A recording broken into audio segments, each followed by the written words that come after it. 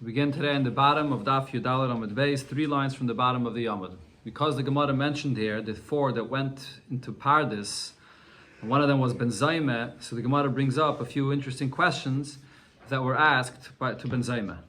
Shalu as Ben Zaymeh. Ben Zaymeh was asked the following question: Mahu l'srusi kalbe.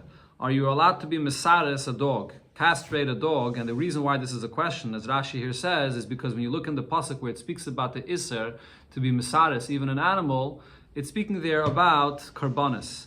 So maybe this would only apply to an animal that's a carbon, or an animal that could be used as a carbon. And Rashi says, or at least it should be an animal that you could exchange it for another animal as a carbon. The halacha regarding a dog is if you own a dog and someone else exchanges your dog with another animal, you can't even use the mechir kelev, it's called, an exchange of a dog for a carbon. So if so, maybe this halacha of sirus does not apply to a dog. That was the question they asked him. Amalahem. So Ben Zaymeh answered, Uva artzachem loisasu. In the pasuk there by the isser of sirus, it says, in your land this should not be done, which means kol sheba artzachem. Any animal in the land, loisasu, it should not be done, including even a dog as well. Another question, Shalu is Ben Zaymeh. The question was asked to Ben Zaymeh, Besula she'ibra ma'al l'kayin gadol. A besula, she's still a besula, still a virgin, but at the same time she's pregnant. How that's possible, the Gemara is going to explain right now. But the question is whether she can get married to a kayin gadol or not. The halacha by a kayin gadol is that she has to be a besula, but over here she's pregnant, so could she get married to a kayin gadol or not? The question is, mi chayshinon l'deshmuel. Are we chayshish for what Shmuel said, which is the Alma Shmuel? Shmuel said, Yochel ani livoil kama bi'ilois b'loidam. I could be boil, I could have relations, and I can do it in a way that it's going to there'll be no blood, and therefore she'll still remain a besula, at least physically, but really she's already a bu'ula. So Shmuel said that he was able to do this. So if he's able to do this, we see that maybe we have to be chayshish, that this girl, which is still a besula, but she's pregnant, so obviously she's not really a basula anymore. She's already a bu'ula, so therefore she won't be allowed to get married to a kohen gadol. Or the Gemara says maybe we don't have to be chayshish for this that Shmuel said, because the Shmuel lo ishchiche. This that Shmuel says that he's able to have a relation in a way that the girl, there's no dam at all, and she remains like a basula. That's an uncommon thing to be able to do this, and therefore we're not chayshish for this. So the Gemara says, Amalahu, Ben Zaymeh answered, the Shmuel lo ishchiach. What Shmuel said that he was able to do, that's very uncommon. So rather, how did she become pregnant? What are we chayshish for? What happened over here? The chayshinon shema be'ambati ibra. What we're chayshish for is that it's possible that she was in a bath, and there was a man in this bath before her, and there was zera in the bath that entered into her body, and that caused her to become pregnant. So it's interesting. Apparently, this is something that would be more common even than what Shmuel said, and that's what we're chayshish for happened. Frag the Gemara, but could that be possible? Could you become pregnant in such a way? Shmuel said, Kol shechvazera she'ena yoyde kechetz. You have the zera that comes from a man, and it doesn't come out like an arrow. Eina mazras. So then it could not cause a woman to conceive and become pregnant. So you can't say that in a bath she became pregnant. So the Gemara answers, no, it is possible. Dilme me'ikara nami yoyde kechetz.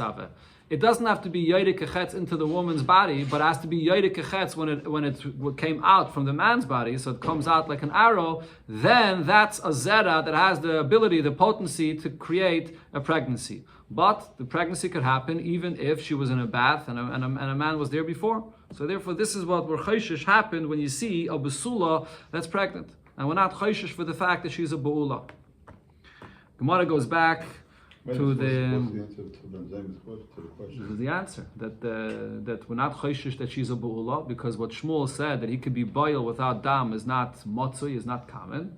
So instead we're chayshish that what happened is that she became pregnant in a bathhouse. So she's considered a basula. She's still considered to be a basula, correct? Yeah. Yeah. So the Gemara Toner Rabbanon and Abraisa we learned another thing about Ben Zaymeh, and this is going back into the Olam Yisrael Yainim.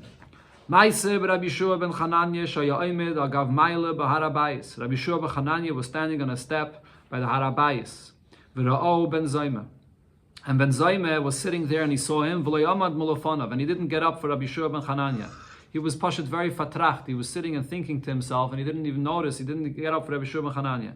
Amar Loi, so Rabbi Shua ben Chananya says to Ben Zayme, Me'ayin ula'ayin Ben Zayme. From where are you coming, and to where are you going, Ben Zayme? In other words, he was asking him, as Rashi says, you look like you're very, very deep into your thoughts. What are you thinking about? Amar Loi, so Ben Zayme answered him, Saifa Yisi, what I was looking at was, in my mind, Be'mayim al yayinim l'mayim atachtainim. So it says in creation, the second day of creation, the Eibishter separated that there's waters below and there's waters above that are in the Rakia. So I was looking to see when they meet, when the Mayim al yayinim and Mayim tachtainim, they meet with one another, what's the space that's between them? And I saw that ve'em bein zeh lezeh, that between the water above and the water below, the space that there is elah shalish etzba'is bilvad. Only 3 finger breadths. That's all. Shenamar, and his raya was because it says by creation, v'ruach elikim merachefes al pnei hamayim. The spirit of the Eibishter is hovering above the water. What does this mean? Ki yoinish merachefes al benel, like a dove that hovers above a nest of her children. Vein and a gas, but the yaina that hovers there does not actually touch. But the mother, the yaina, comes very low and hovers right above, just within 3 finger breaths to the nest. So it's similar also with the mayim al yaina, mayim tachtainim, in the place where they meet are very close. It's interesting because he brings it right from the passage, but he says he saw it. He was thinking about it, or he came to this conclusion. Okay, so the Gemara says, Amalahan Rabbi Yeshua leTalmidov. Rabbi Yeshua said to his students about what Ben Zayme said, Adayin Ben Zayme mibachutz. Ben Zayme is still on the outside on this topic. He didn't understand this correctly. And he said as follows, the raya that he brought from the pasuk is b'chlal not a raya. Mechti, let's see, what is the pasuk there saying? That the spirit of the Eibishter hovers above the water. When does that pasuk say? That's a pasuk that says right at the beginning, the first day. But Havdalah, the separation of the waters above and below, b'yom sheni yudavoy.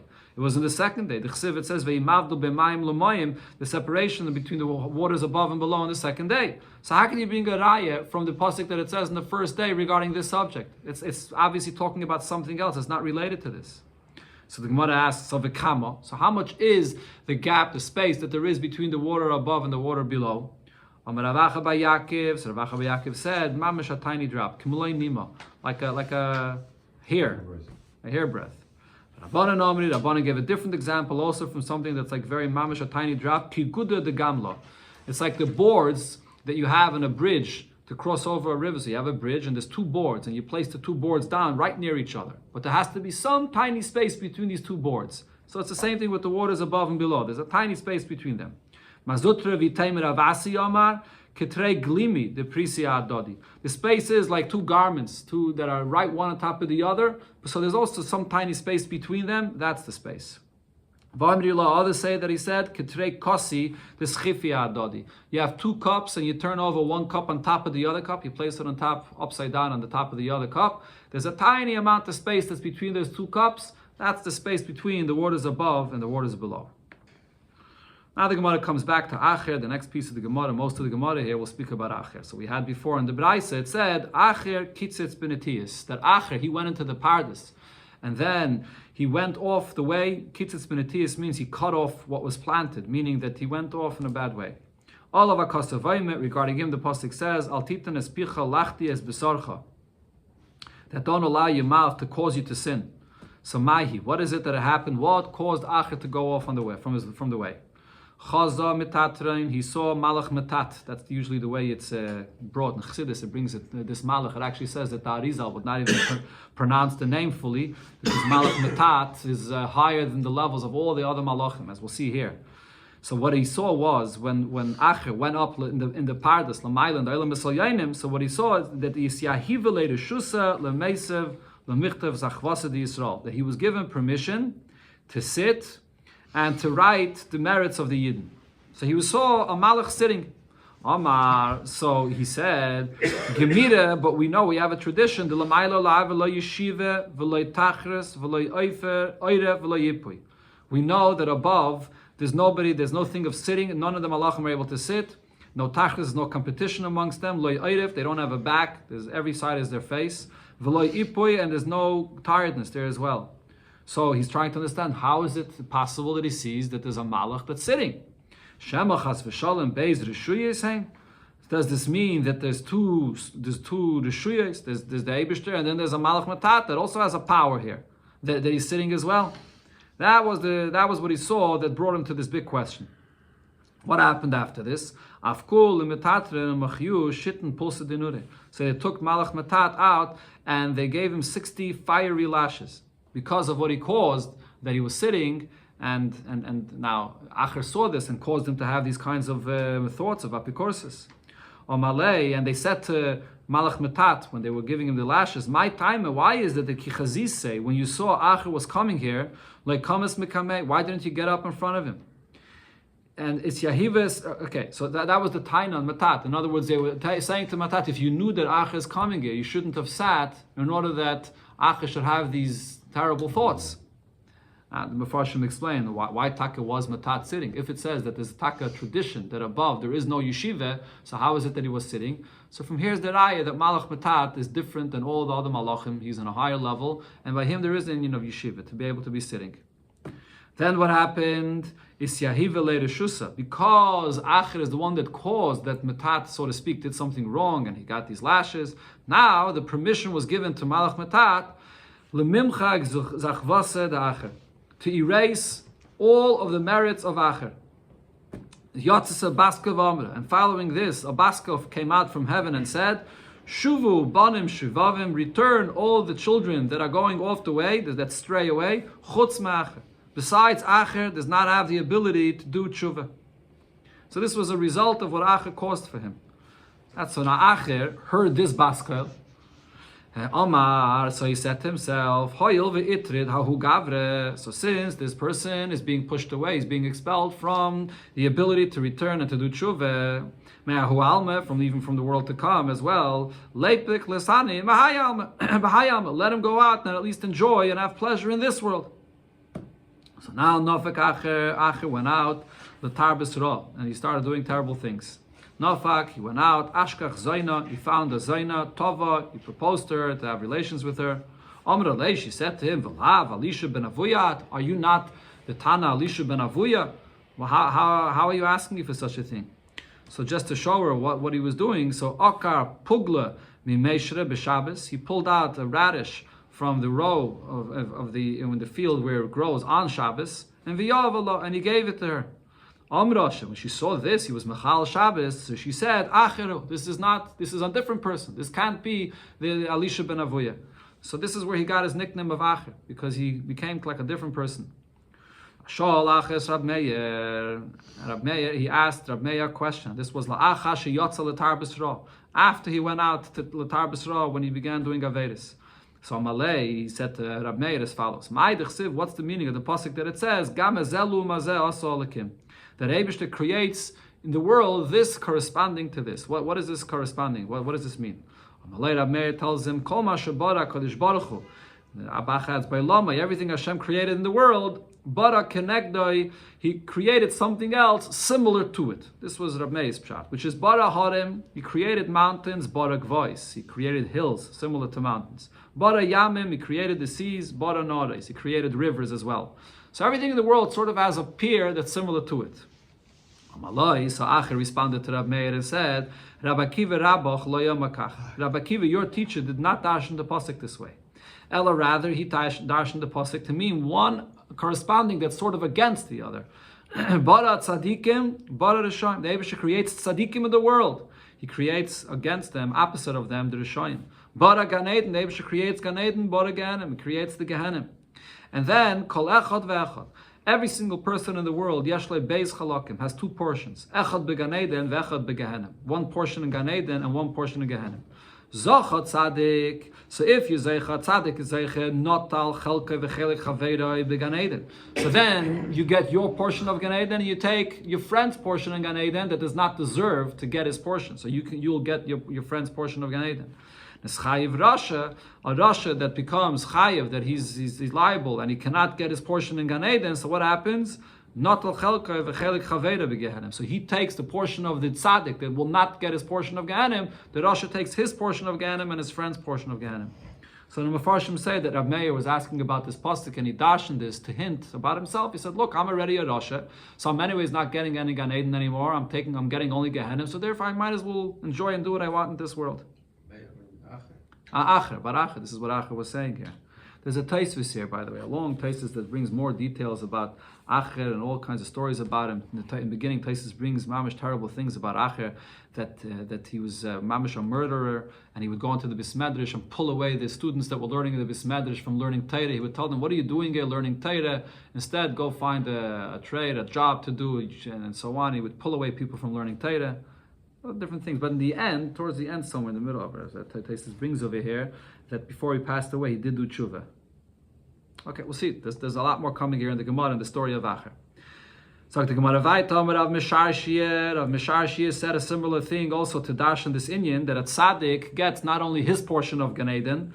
My Kara, what's another pasuk for this? Gabi tzadikim ksiv. By tzadikim it says Lechem ba'artzechem mishne yiroshu. In your land, a double portion you will inherit. So that's the double portion that tzadikim get, their own chelik of Gan Eden, and others from others as well. Gabi Rishoim ksiv, and also by Rishoim it says Mishne shivron. There's a double breaking. They're broken in a double fashion, which is the double Gehenna that they get. Another question Rab Meir asked, that is asked Rab Meir after he went out a bad way. What's the meaning of the pasuk where it says, and this is a mashal on Torah, Lo yarchena zov uzchuchis, it doesn't equal, it's not, you can't match it up to gold or to glass, utmerasa klipaz, and to exchange it with a klipaz, with a expensive keli, made of kind of a gold. So Rav Meir explained to him what this pasuk means. Elu divrei Torah. This refers to Torah shekoshen liknoisam keklizav. The pasuk is comparing it to gold because it's telling you that it's hard to acquire the words of Torah, as difficult it is to afford gold, and klipaz, and also klipazot, another kind of gold, and v'noichen la'abdan keklischuchis. And it's very easy to lose words of Torah like glass. Glass drops to the floor and it shatters and it breaks and you lose it completely. So you could easily lose the words of Torah. So again, Acher told him, no, Rabbi Akiva, Rabbi Akiva, your teacher did not darshan the pasuk this way. Ella, rather he said, ma klizov, klizchuchis, just like it is with gold or glass keli, if they break, afal bishanishberu, even if they break, so yeshlem takana, that it could be fixed, you could do something with it, you can take the gold, you can take the glass, you can melt it and make another keli out of it. Av tamidi chachamim, same is also with a Talmid Chacham, afal bishasarach, even if he sinned, Yeshle takana. It's something that he could do tshuva and he could fix this. You say, if so, Rav Meir turned to Acher and said to him, so you as well, why don't you do tshuva? You're a huge Talmid Chacham on such a high level. We can see Acher is one of the people together with Rabbi Akiva that went into the Pardes. So you too do tshuva now. So Acher said to Rav Meir, I already heard the baskel that came from the other side of the curtain. Shuvu banim shivavim. Everyone could return chutz me'acher. Besides Acher that can't return. So how could I come and do tshuva? We learned another story, an interaction between Acher and Rab Meir. One second. Let me just say, after the story, I'll tell you what the Mefarshim say about that. So there was a story with Acher that was riding a horse on Shabbos, which is awesome with the Rabbanan. And Rab Meir was walking after him. He still wanted to learn Torah from his mouth. So now Acher turned around to Rab Meir and said to him, go back to where you're coming from. I already estimated with the steps of the horse that at kan tchum Shabbos, that up until here is the tchum of Shabbos, so you can't walk any further. So Rab Meir says to Acher, you also go back. So there's actually two pshatim and mefarshim about this. Either he meant also regarding Tchum Shabbos. He's telling him, no, you're also a Yid. You also can't go out of Tchum Shabbos. Or he was talking to him like he said before. He was telling him, do tshuva b'chlal. So Acher says to Rav Meir, but v'loi kvar amarti l'cha. Didn't I already tell you? Kvar shamaiti me'acheri ha'pargad, I already heard it was announced. Eshuva bonim shivavim, all those that went off the path can do tshuva. Chutz me'acher. Besides Acher, they cannot do tshuva. Okay, we'll see in the continuation of the Gemara, Rav Meir is going to try very, very hard to get him to do tshuva, And at least in our Gemara, it doesn't seem like he succeeded. Like I said, Taisa says that he did do tshuva before he passed away. So the Mefarshim explained two things. First of all, the question is, how could it be that the Eibusher says that Acher can't do tshuva? Like you asked, that they take away his bechira. The other question is, what does it mean that Rab Meir keeps on pushing him and asking him to do tshuva? Rab Meir also knew about this baskel. He already told him the first time, so why is he pushing him again and again if he knew that he can't do tshuva? Elamai, from the Gemara itself, you see that it doesn't mean the simple pshat that he can't do tshuva. There's no such a thing. Elamai, usually when a person comes to do tshuva, some Messiah noisai, a balatar Messiah noisai. There's a hell, the Eibusher comes and helps a person to do tshuva. Chutz ma'acher means that Acher is not going to get this help from the Eibusher. But the Alter Rebbe says in Tanya, dochak v'nichnes, if a person pushes, there's no person that cannot do tshuva. So therefore, even Acher is able to do tshuva, and that's what Rab Meir was telling him. Rab Meir is telling him, even you could still do tshuva. Not only that, in the Chassidish Sfarim it says even more than this, that when it says there, chutz ma'acher, usually when a person does tshuva and there's a help from above and it's a mitzvah to do tshuva and he's able to do tshuva, so then it's the tshuva that he does is not so deep and it's not 100% lishma. Over here, when there's a basket that comes out from above that you can't do tshuva, if Acher would still push himself to do tshuva, you could imagine how deep that tshuva would be. It would be mamish a tshuva lishma, even though from above there's a basket that said that he can say, I'm potter. That's it. The basket says, I'm potter. Still he does tshuva that's even deeper. That's what Rab Meir was trying to convince him, that no, the Adarab, you can do a deeper tshuva. But Acher, the problem with Acher was, it says in some Sfarim, that everything by him, he was using his seichel. He was using his seichel too much, and therefore he came to the conclusion that I can't. And therefore he didn't want to accept Rab Meir's begging him to do tshuva. But we're still not finished over yet. The story continues. What happened? Tokfei, Rab Meir grabbed Acher, Eile lebei medrasha. He schlepped him into the Bismedrash. Amalel Yenuke, he said to a child that he met there in the Bismedrash, Psoikli Psukecha. Tell me the pasuk that you learned today. We have this thing just in the story of Purim also, when Haman said Psoikli. This is something that pasuk that a child says. It's like a nevuah. So Amaloi, the child said the pasuk as follows: Ein Shalem Mama Hashem l'Rishayim. There's no peace Hashem says for the Rishayim. So this was a pasuk that Acher heard, basically as a message to him that David does not want to accept. So Rab Meir did not give up hope. Rab Meir schlepped him into yet another Bismedrash. Tell me a pasuk that you learned today. Amaloi, so the pasuk that this child said also similar. Even if you're going to try to wash yourself with soap, and you're going to try to use all kinds of cleaning agents to wash yourself off, the stain of your aveda still remains. Lefana, in front of Hashem. So again, he got the same message that Hashem is not accepting his tshuva. He brought him yet into another shul. He said to a child, tell me the pasuk you learned today. He said the pasuk, Va'at shadud, and you are spoiled. Matasi, what are you going to do? Why are you trying to adorn yourself? Kitil b'shishani, you're going to put out clothing scarlet. Kisadi adizov, you adorn yourself with gold. Kisikri b'puche nayach, and you put makeup on your eyes. Lashav t'siapi. There's no reason for you to beautify yourself. This is all a mashal for a person that's trying to do tshuva, and Hashem does not accept the tshuva. So again, the same message that Acher got. He brought him into a fourth shul. He took him from shul to shul altogether, took him into 13 different shuls to hear a good message that will be ma'ared him to do tshuva. And it didn't help.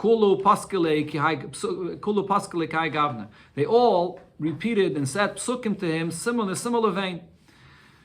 So what happened? Lebasra Amalei, by the last one, the last shul that he brought him into, Psoikli Psukecha, he told the child, tell me a pasuk that you learned today. Amalei, and the child said the pasuk, Ulerasha, Amalekim Malacha Lesape Chukai.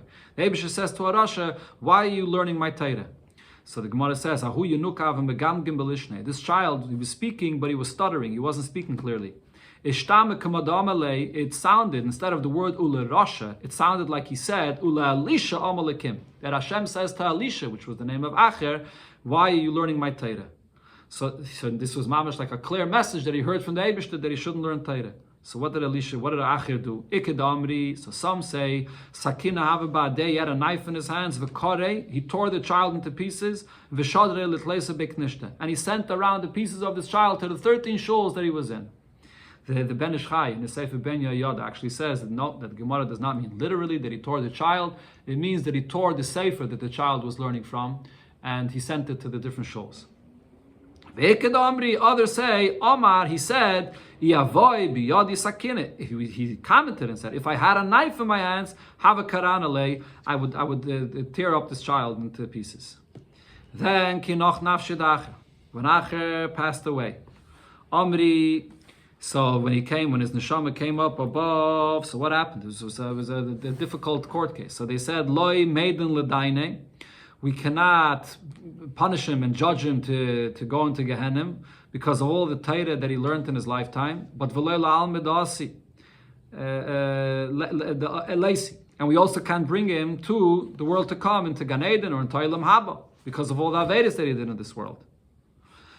So the Gemara explains, Maiden Ledaini, Loi Maiden Ledaini, he cannot be judged to go into Gehenna Mishum Dasik by Raisa because of all the Torah that he learned. V'loi La'al Medasi Leisi, he can't be brought into Olam Haba Mishum Dechot because he sinned. Amar Rab Meir, so Rab Meir was aware about this, that this court case, that they didn't know what to do with him, and Rab Meir, which was one of his students, he said, Mutav de Ledaine V'leisi La'al Medasi. Better that he should be judged and punished, and he should suffer the punishment, and then he'll be cleansed and he'll come to the Olam Haba. And then Rab Meir said, Masai Omus, when will I pass away? Ve'ele Oshan Mikivrei. And I will see to it that he should go into Gehenna, and the smoke will come out of his caver. So Rab Meir said he's going to intercede on his behalf to see that this should happen. So that's what happened. Kinoch nafshe de Rab Meir, when Rab Meir passed away, Sale kutra mikivre da'acher. Smoke came out of the caver of Acher, meaning that he brought him into Gehenna, that then he should be able to come to Olam Haba. Amar Rab Yochanan, so Rab Yochanan said about what Rab Meir accomplished. He wasn't impressed. He said, Gvurte lemikle Rabbe. Is this such a big strength? Is this such a great thing that you're the one that caused that your Rebbe, which was Acher, Rab Meir's Rebbe, should be in Gehenna? And Rabbi Yochanan commented as follows: Chad have benona. There was one amongst us that went off the way, and we can't save him from going into Gehenna. We don't have enough schusim to save him that he should be able to go into Olam Haba. And Rabbi Yochanan said, Inakte biyad, if I'm going to grab onto him with my hands, man mirmile meyon. Who is going to take him away from me? No one's going to stop me. I'm going to grab him and I'm going to schlep him into Gan Eden. Amar, and Rabbi Yochanan said, Masai Amos, when will I pass away? And I will see to it that the smoke coming out of his caver should be extinguished, that he should go out of Gehenna. So that's what happened. Kinoch nafshe de Rabbi Yochanan, when Rabbi Yochanan passed away, Pasa kutre mikivre dacher. By the caver of Acher, so the smoke that was coming out of there stopped. So this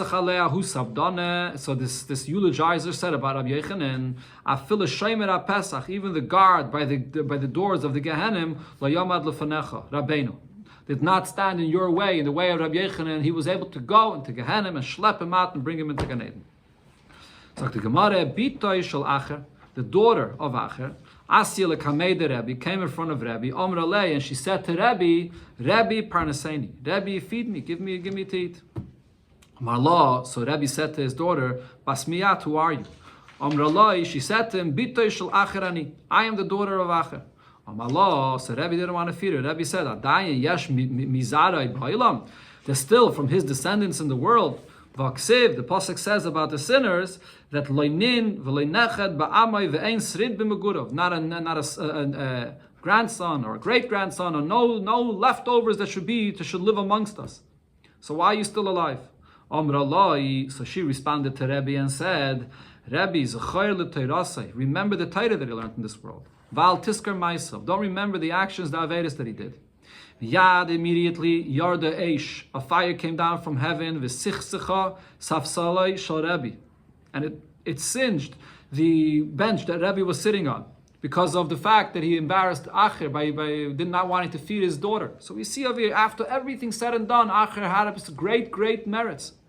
Bacha, so Rebbe cried, V'amar, and he said, Rebbe said, if those that learn Torah and then they become disgraceful through the Torah that they learned because they don't go in its ways, nevertheless their schus is still so powerful. And look what happened, this fire came down now. Most definitely those that learn Torah and follow the ways of Torah and are praised with the Torah that they learn, how much more so, how powerful is the schus of Torah.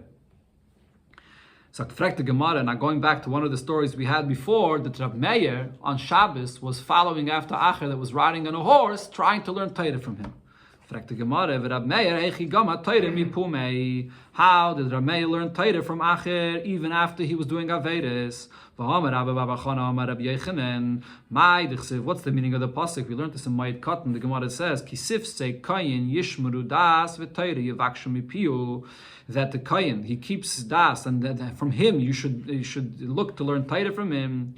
Ki malach Hashem tzvah, because he's compared to an angel. What does this mean? Im daima arav l'malach Hashem tzvais. If the teacher you're learning from is a Yirei Shemayim and he's similar to a malach, yivaksha Torah mipiu. You should learn Torah from him. Vim lav al yivaksha Torah mipiu. Otherwise, do not learn Torah from a teacher that's not a Yirei Shemayim. So how is he trying to learn Torah from Acher? Reish Lakish answers, Rab Meir kra ashkach v'darash. Rab Meir found another pasuk that he darshan that allows him to learn Torah even from such an individual. It says, "Hat aznacha," you should listen with your ears. Ushma divrei chachamim, hear the words of the wise. V'libcha tashis l'daiti, in your heart you should put into my das. What does this mean? L'daiti. So you don't have to hear their das, but it says ela l'daiti, meaning if you're learning from a person that's a rasha. So be careful not to be influenced from their own opinions, because he's a rasha, but you could learn from them Torah, which is daiti, which is Hashem's Torah, that you could learn from them. That's the pasuk that he darshan. Rav Chanina said he darshan a different pasuk. Shimi basari v'hati oznech, see and listen with your ears. V'shichichi amech beis avich.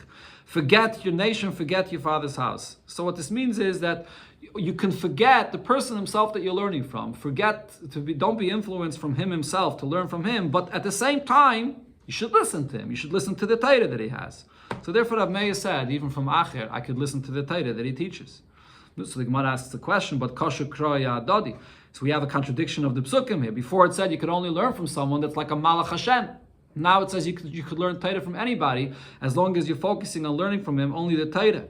So the Gemara answer, that's not a question. Like Kashia, ha begadol, ha bekatan. If you're a gadol and you know to be careful not to learn from his ways, you can learn Torah from him. But if you're a katan and you don't know how to be careful to learn only the good, then you can't learn Torah from him.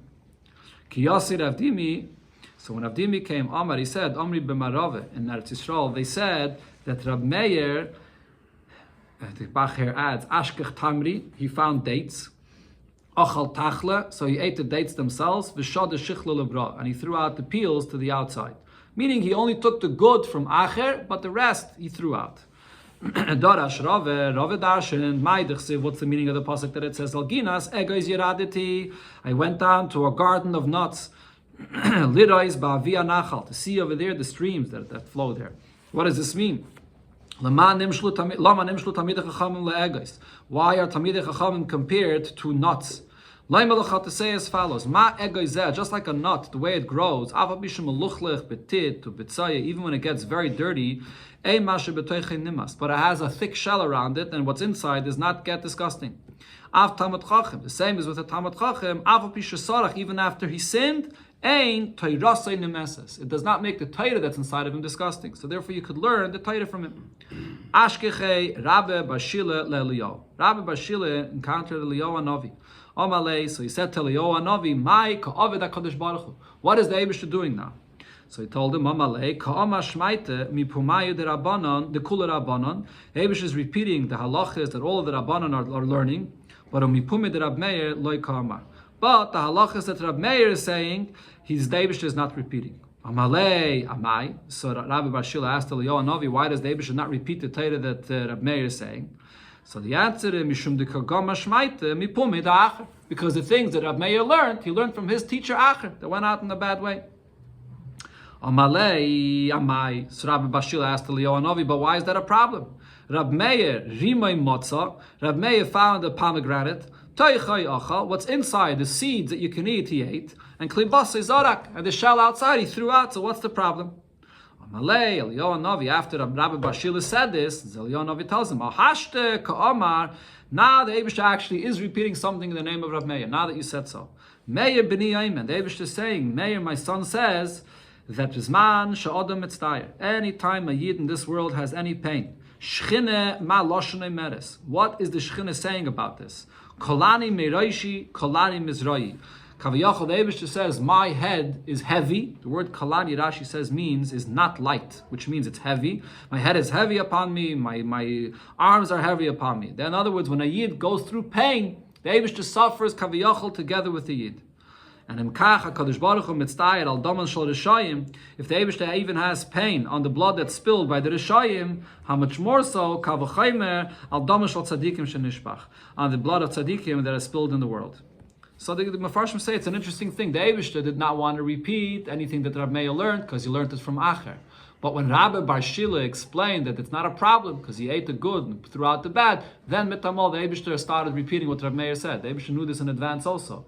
But some say that here you see that the Eibishter only wants to repeat what even in the eyes, in the Arachayim, Kaddish says this, that the Eibishter also will only repeat from a person that in the eyes of people, he's a tzaddik. People saw Rab Meir learning from Acher and people didn't look at it with a good eye. People looked at it as a strange thing. Why is he learning from Acher? But the Eibishter knew the truth that he was only taking the good. After Rabbi Bar Shila said this to people and expressed it here below, then the Eibishter started repeating also the words from Acher. Amale Mazutre said, 1 second, I skipped the line, sorry. Ashkechei Shmuel Rav Yehuda, the Talib Ibre, the Dashe. Shmuel found the student Rav Yehuda that was leaning on the doorpost of Kabachi, and he was crying. Amalei, so Shmuel said to Rav Yehuda, Shenene Mai Kabachis. Why are you crying? Sharp one. He always referred to him as a sharp student. Why are you crying? Amalei, so he answered him, Mizutre. Is this a small matter? This that it says about the Rabbanan, and the pasuk says Ayeh Sefer. Gemara is going to teach this entire pasuk. The pasuk says Ayeh Sefer, Ayeh Shekel, Ayeh Sefer Samigdalim. So what does this pasuk mean? Ayeh Sefer, where's the ones that count? Shayu Seferim Kol Eisi Shebetayra. Where are the Chachamim that used to count all the letters in the Torah? Ayeh Shekel means Shayu Shekelin Kalim v'Chamurim Shebetayra. They would weigh the important and light mitzvahs in the Torah. Ayeh Sefer Samigdalim. Where are those that would be counting Migdalim, which refers to these towers that are middle of the air, so to speak. So what does this mean? Shayushainen Gimel Meyes halachas. They learned 3,000 halachas b'migdal haperech ba'aver. Regarding migdal haperech ba'aver, there's a couple of pshatim what this migdal haperech ba'aver means. Rashi says this refers to the halachas of writing the letters in the Sefer Torah. So you have the lamed and the way it's written like it's perech ba'aver. They darshan 3,000 halachas about that. Another pshat is it refers to what they darshan regarding the Deira Floge. A third pshat Rashi says it refers to halachas of Tumah and Tara regarding a migdal, the halachas that are Masechta Oilis. Some of Farshim say that the reason why the Gemara says it in a very cryptic manner is because we're speaking about Talmidei Chachamim that became Rishayim, and it doesn't want to repeat exactly which halachas it is that they darshan because it doesn't want to repeat halachas of their name. V'amar Rabami also said, Klas meye boy. 300 questions and halacha bo doyeg v'achitayful b'migdal haperech ba'aver. They discussed and asked regarding this concept of migdal haperech ba'aver. Otanan, and we learned in the Mishnah Gimel Malachim. There are 3 kings, and Va'arba'ad Yaitis, and another 4 simple people that Elam Chelik Leilam Haba. Even after all the Torah they learned, they still have no portion in Eilam Haba. So the 3 kings, I believe, is Menashe, Yeravam, and the third one I forgot right now. And the 4 Hadyaitis Rashi here brings is Bilam, Dayeg, Achitayfel, and Gechazi. They have no portion in Eilam Haba. So this is what Rav Yehuda is telling his teacher Shmuel, that he's crying about this. That look, that they learned a lot of Torah, but they sinned afterwards, and therefore their Torah is so to speak worthless. So Anan Mai Tahavi Alon. So Rav Yehuda was crying and saying, what's going to be with us? I'm learning so much Torah, but am I guaranteed what's going to happen afterwards to me? Amalei, so Shmuel said to him, Shinene, sharp one, don't worry about this, because Tina Haisa Belibam. There was a Tina. Rashi here says the meaning of Tina means that they would have shown him from before already. Even from before they started learning Torah, so they would have shown him. That's why they went off, they used the Torah in a bad way. So the Gemara says, Acher Mai. If so, what was talking the issue of Acher? What did he have before that brought him to go off the way, even after he learned Torah? So the Gemara is Zemer Yevani Lepasik Mipume. He was singing Greek songs always, and that was something that was inappropriate. There's 2 pshatim in this. Rashi says because it's after the Churban, and you're not supposed to have music after the Churban. That was the issue. But others say, no, it's not. The Marshai says it's not the issue of singing after the Churban, but the issue is Bechlal, of the Goyish songs that he had on his mouth, which was a sign that he didn't have the proper Yiras Shamayim. Amru alav alacher. It says about acher another thing. When he got up from learning the Beis HaMedrash, harbe sifrei minin noishin micheikai. He had different svarim of apikourses that came out of his pocket. So he had the issues and this issue already from before. So the Gemara Shalom Nimus Agardi is Rab Meir. Nimus Agardi was a Nimus, the name of a person that's a weaver. So he asked Rab Meir, Call Amar the Nachas L'Yaire Salik. Anytime you take wool and you put it into the pot where it's going to be dyed, does it come out dyed properly? So he was using this as an analogy. He's asking him, any student that comes to learn Torah, does he come out that he learns properly and he's dyed, so to speak, he gets affected from the Torah properly? On Malay, so he answered him, depends. Kol man have a noki agavime. If when you take it all, you shear the wool from he comes from the mother, and when he comes from the source and he's clean, solik. So then when he comes out of the pot, so then the dye goes good onto it and it's good. But But if he does not connect, if he's not clean from when it comes from the mother, and he's a Rasha already from before, and then he goes to learn Torah, so then he's not able to learn Torah properly, and it will not affect him properly. Okay, this is the conclusion of the story of Acher.